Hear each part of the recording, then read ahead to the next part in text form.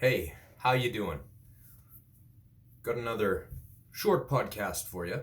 Just gonna go on and I was going to talk to you about the prospect of the X-Men in the Marvel Cinematic Universe. This is an exciting prospect for me, as we've seen the X-Men on film. Fox had the X-Men franchise. The way the movies went, X-Men, the first film, I watched it recently. It was good. X-Men 2 was great. Actually, it was my favorite of the Fox X-Men movies. And I'm talking X-Men movies here. I'm not talking Deadpool, Wolverine. I'm talking self-contained X-Men films. There's a reason why I set Wolverine aside from the X-Men, because of the fact that he should be a separate entity in order for them to do him properly. He can be involved with them, but the X-Men thing is not the primary thing with Wolverine. I'll go on about Wolverine on another video. He's one of my favorite Marvel characters, comic book characters of all time. So, X-Men on film. So we have Fox doing the X-Men franchise. The good thing about that was we had Magneto was done pretty damn good. Sir Patrick Stewart as Professor X in the Fox X-Men movies, fantastic. Okay, now I knew I wasn't gonna talk about Wolverine, but I'm gonna say Hugh Jackman as Wolverine in the X-Men films, in the Wolverine films, in the Fox X-Men universe, as it were. Great. He was great. He was great. Okay. Now, the problem with the X-Men movies that I found with the Fox X-Men movies is they did it the wrong way. They took the wrong approach. They watered it down and they misdirected it. If you're going to do an X-Men movie, okay, you are going to focus on the X-Men. You are going to focus on the one dynamic that I did enjoy about the Fox films was the back and forth dynamic, the friendship, sometimes volatile, between Magneto and Professor X. It is a vital, one of the most important things about the X-Men that you have to touch on. You have to be clear about it. It is a large part of the mythos, okay? Eric Lenscher, Magneto, he is not a bad guy. Like, he's a bad guy, but he's not a bad guy. When Stan Lee created the X-Men originally, okay, the X-Men were about diversity. Stan Lee always used some sort of situation, human situation, to ground his characters in reality. They might have superpowers, they might be flying around, they might go to outer space and all this stuff, fighting robots. Okay? That's fine. When Stan Lee created the X-Men, and this is why the X-Men are one of my favorite properties when it comes to Marvel.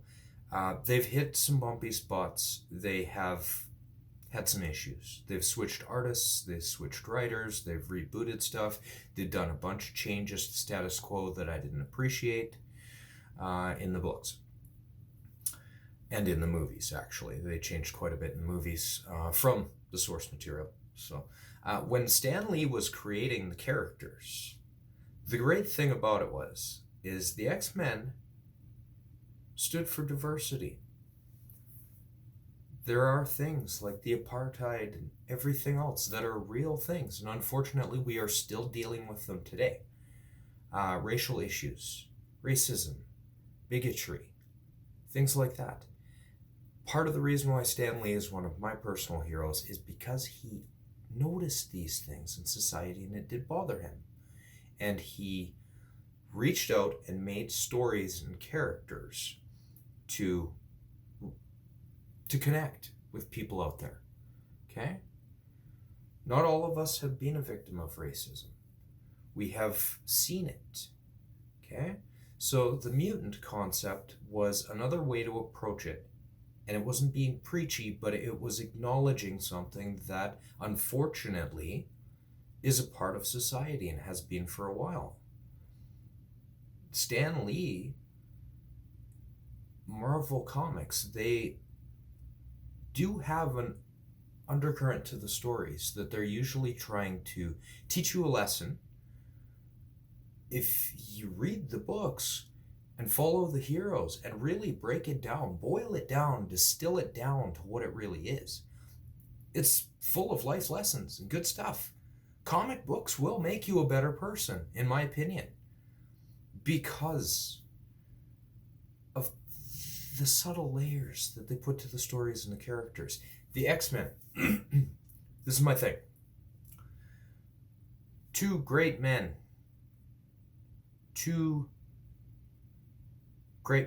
that were around at the time when the X-Men were created. Magneto and Charles Xavier had the same ideals. They just had two different approaches. Charles Xavier was about peace, serenity, coming together. Okay? Magneto understood that there were people in society that were out to hurt them, and he refused to stand for it. He used a heavy hand. Yes, he did. He also put up with a bunch of crap that changed him in life to who he was. He had an aggressive stance. He wasn't evil. He wasn't necessarily an evil person. Did he take a more aggressive stance than Charles Xavier towards mutant liberation? Yes, he did. Was he an extremist? Yeah. The two people that Charles Xavier and Magneto were patterned upon, Martin Luther King and Malcolm X. Do you see a connecting thread here? It's not that Magneto was evil. He wasn't. He had a completely... They went two different paths. Charles Xavier, he had it a little bit rough in his life, but he had a different psychological approach towards the situation. Then you had Magneto. Magneto done seen some shit in his time, and it changed him as well. So they parted ways. They were still civil to a degree when they were to meet up and stuff like that. They touched on that in the movie. They might have been an opposing force to each other. They might have had different ideals. But to the core of it, when they got together, they could look each other in the eye, sit at the same table, look each other in the eye, and have a conversation as friends. They played chess together. That's the thing that I've always liked about the dynamic between those two characters. The Magneto Charles Xavier thing is a backbone to the X-Men story. Now, the reason why I was saying set Wolverine aside. Wolverine, I don't know if any of you out there have read any X-Men comics, like older X-Men comics, the original old stories. The way that it started out, there was a core team, okay? You had Iceman, Angel, Jean Grey, Cyclops, and Beast, Hank McCoy. Okay? That was the X-Men.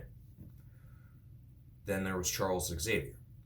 And then they had their opposing forces that they fought, which were usually other mutants with different agendas and stuff like that. So the X-Men were a force to make sure that these aggressive mutants weren't the ones causing chaos. Some of the stories, yes, Magneto was kind of put off as, you could interpret him as evil. If you delve further into the character, he really is not. He's dealt with a bunch of shit. And he thinks that he's right. he is polarized in his thinking, and he thinks that he is right and he is capable. This is why he is the Malcolm X of the two, because he is willing to do it by all means necessary. He doesn't care if he understands that there's going to be some sort of fallout, that there are going to be civilian casualties possibly in between. He has his agenda. He wants to keep his people safe. That's how it is. Is that evil? Not necessarily. Was he right by doing it? Not necessarily, no. Not at all. But he did take an aggressive stance. So that's the thing. I don't know if you knew that about Charles and Magneto, but now you know. It's a connecting thread with the fictional world of Marvel and the real non-fiction world that we live in, which is great, because what they were always trying to do was throw something into the books for an origin, or something in the stories that would connect it to something that the readers have seen, heard, experienced in the real world. That's why Marvel Comics resonate with the readers the way that they do. The reason why X-Men has always been one of my favorite books is because of the fact that it is about diversity. It is about these people with extraordinary powers. They're not one power that they have. They are really, sometimes it's just a random draw what they can do. Some are more powerful than others. They're from all over the place. Thing is, pulls them together. It's a just cause to pull them together, create a team, go out, do their thing, do good, defeat the evildoers. Which unfortunately were other mutants sometimes. Sometimes the humans. The humans actually caused a lot of shit in the comic books and even the movies. So there's that. The thing with the X-Men films, that's the big thing that bothered me, was the fact that they did not spend enough time on the core team.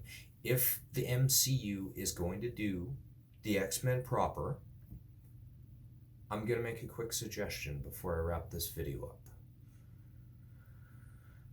Focus the story on Magneto and Charles Xavier. Okay? I'm going to start a movie pitch. This is my movie pitch. I did try an attempt at writing a script. It was a little clunky, but it was a good idea. Okay, so this is the idea. Have Magneto, have Charles Xavier, have their respective origins. Okay? Represent Juggernaut as the bad guy in the film. Have Juggernaut as proper Juggernaut. Many people don't. I don't know if you read the comic books. Cain Marko is the name of the Juggernaut. Cain Marko is the stepbrother of Charles Xavier. So they were Charles Xavier and Cain Marko were stepbrothers.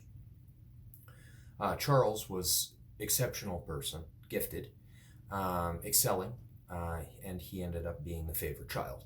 And of course, Cain Marko, being upset and overly aggressive, was the bully between the two. When they grew up, they kind of parted ways and did their thing.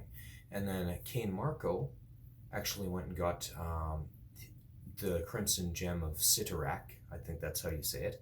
And it gave him, now, listen up, you people that watch the Fox X-Men movies. This is the thing pertaining to the comic books, and it's gonna blow your fucking mind. Here it goes. So the Crimson Gem of Cyttorak endowed him with magic powers. Yeah, Juggernaut is not a mutant. Okay? Actually, cool little Easter egg for you. If you watch Infinity War, Avengers Infinity War, Cyttorak was a character in the Marvel Comics. So I'm not going to get into the whole thing with this here now. It was a mystical character in the comic books, okay, that had certain things with it in the comics. I won't get into it. But anyway, Doctor Strange uses the Crimson Bands of Cyttorak in Infinity War. That's the thing that he does to hold Thanos. Remember when he's holding them with the gauntlet? That's the Crimson Bands of Cyttorak. It's a magic spell that Doctor Strange can use. Isn't that neat? Then there's the Gem of Cyttorak, which gives Cain Marko the ability to become the unstoppable Juggernaut. Then him and Charles bump heads. Not in an actual fashion, because the unstoppable Juggernaut has a big unbreakable helmet and can run super fast, and once he gains momentum, he is unstoppable. Yes, you should see some of the guys. He's fought some pretty heavy hitters in the Marvel Comics universe. You should see a guy throwing down against the Hulk and shit like that. Like, whoa, whoo, good stuff. Juggernaut, highly recommend checking out some stuff there. But that's what I would use for the film. I would use the Juggernaut proper, done properly, with a proper origin story. They could link the story of him and Charles. Then they could go this way, have Charles meet Magneto, have their little thing, and have Magneto as a side character. He could still be in there. And have Juggernaut. Then have the origin story as the X-Men proper team, proper first team, okay? Just a few members. Feel it out. Make a really good movie. Really solid movie. You could even throw in a couple of other characters, but don't do it the way Fox did. Take these guys, lock them into a room. Buy me a plane ticket and fly me down there, and I'll take a box full of X-Men comics and drop it down and be like, you guys are reading these before you even write anything on that page for that script. Sit down, get your facts right, do it as legit as you can. Write a really good script. You don't have to flood it with characters. There are so many side characters. The X-Men universe is a rich, rich, rich section of the Marvel universe. Huge.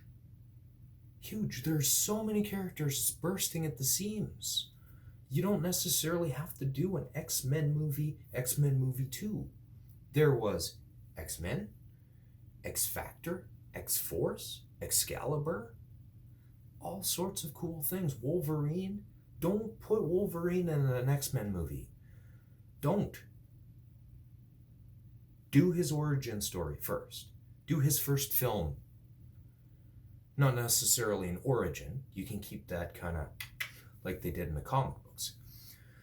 Have an X-Men movie. Have a Wolverine movie. Two separate things. Release them at the same damn time. Have them not have to do anything with each other. Set them in different time periods if need be. That's cool. They will actually converge eventually. But you could do that. You have so many X-Men properties that you could have standalone films for some of the characters, some of the side teams, establish that and branch out. The MCU could totally make huge, huge leaps with their universe, the size of their universe, just off of the X-Men. My legit fear is that they're going to try and funnel it down and hurry it up to catch up with the rest. Because they should have had the X-Men out earlier, but Fox had it. So there's nothing they can do. What I would recommend, if I could make the movie, backdate it. Go back to before some of the MCU stuff. Have it happen. Have them hiding out. They don't necessarily have to present themselves. They're mutants. They're oppressed. They're in hiding. They're training. They're ready. They're rocking and rolling. You could even do it as a covert op thing. Say the X-Men have been around since the 90s, but nobody knows about them because they're pretty damn sneaky. it would work. Definitely work. I hope they don't let me down with this. I'm going to do a completely separate video on critiquing the Fox X-Men universe. Lord help me. X-Men 2 was good. Again, X-Men 2 was kind of a Wolverine movie. That was my issue with those X-Men movies, was they were Wolverine movies, really, and they throw X-Men in there. Don't. If you're going to make an X-Men movie, have X-Men in it. Charles Xavier, Magneto, Juggernaut, the main team. That's what you need. You need to lay a good foundation. Then you can keep building and building and building out. Don't throw it all in one bucket of clusterfuck and give it a stir and then just throw it out there, because it's not going to work. Obviously. If they want to milk the cash cow for as long as they can, they have Fantastic Four, they have X-Men, they have a bunch of new characters that they can start folding in here. I hope that they take their time with it, don't rush it. Yes, it took a few years for the transition to happen with that. That's fine. There are creative ways. Take creative liberties to do what you need to do, to set the pieces in place and move it properly. You don't want to have it where it seems rushed and it's a clusterfuck, because that's how I would describe the Fox X-Men franchise. It was a clusterfuck. It really was. It was insane. It was insane. Insane. But that's just a few words that I have to say about the X-Men on film, how I would approach it, and the reason why it is, in the comic book mythos, one of the most important and fantastic things that you can go back and read. A lot of the stuff that Stan Lee was putting out there, he was doing it. The reason why Marvel Comics resonated with readers so well is because of the fact that it was grounded in something that was happening at the time, that a reader would look at it and pick it up and say, wow, I understand that. Spider-Man, I spoke about Spider-Man on one of my videos. The reason why Spider-Man is one of my favorite characters, because I identify with the guy, totally. There's pretty much a Marvel Comics character out there for anybody to identify with. They tried to make them as realistic as possible, even though they had superpowers. They could do fantastic things. The core of the human character, that the experiences, the world might have been filled with fantasy and fantastic things. But the core of the characters was still based on something that the reader would be experiencing on a daily basis, or had experienced. So they could relate. That's the important thing. That's what makes Marvel great. But that's my little rant about X-Men. So if they're going to do an MCU X-Men film, they could take my advice. They should start it with a core team, keep it basic, focus on Magneto, Charles Xavier, throw Juggernaut in there as the bad guy. Okay? Keep it basic, flesh out the characters, fill them out. Don't throw 30 characters into a movie and start just whipping them at me and expect me to give a shit when I see them for 2 minutes screen time. Oh, is that Quicksilver? Oh, is that... Oh, I don't know what they're going to do with Quicksilver, because he was actually already used. But, you know, like, oh shit, is that Richter? You know, some of the side characters that can be used that are cool, that they haven't really utilized properly. X-Men has a bunch of really, really cool characters. If you read the comic books, if you watch the cartoons, you will see a plethora, a huge cornucopia of fantastic, amazing characters with depth that you might not even know about. It's great. What I can suggest, check out the 90s X-Men TV series, the cartoon. Animated series. I talked about it when I did Spider-Man. Spider-Man, animated series from the 90s. Fantastic. Great. It's a great adaptation of the comic books. Guess what? X-Men, Fox Studios. Same guys that made the movies. They screwed up the movies, but guess what? The cartoon series, amazing. Straight up. It was like they took the episodes from the comic book. They just had some guy reading the comic book, transcribing it into a script. Pretty close. Here, do this. Animate it for me. Boom. Instant. Done. Good. Excellent. They changed a couple things. Some of the voice acting was a little meh, but it was good. So that concludes this video. I was going to go 20 minutes and I went a little bit over, but whatever. I'm just freestyling it now. Make sure you check that out. I will do a few more videos on the X-Men. It is one of my favorite things. I do think that the X-Men is a good way to look at society. I think comic books open up a door, a mental, cultural door for us, kind of mirroring what we have now, kind of blowing the problems up a little bit, but also offering solutions as well. So it's a good thing. Comics enhance your life, as far as I'm concerned. It's not just a fantasy thing to just throw yourself into and escape. It is something relevant that you can identify with. And that's the big thing why I'm such a Marvel Comics fan, because they do resonate with the people reading the books, because they are reaching out to make sure that they can speak to everybody. They level the playing field. That's how it is. They want to talk about social justice warriors. Well, social justice, really Marvel Comics had that pegged down in the 60s. Rewind the video a few minutes. Listen to what I'm saying. They knew. They hit the nail on the head. They could see things going on. They could see good things and bad things going on. They put that into their comic books that affected people.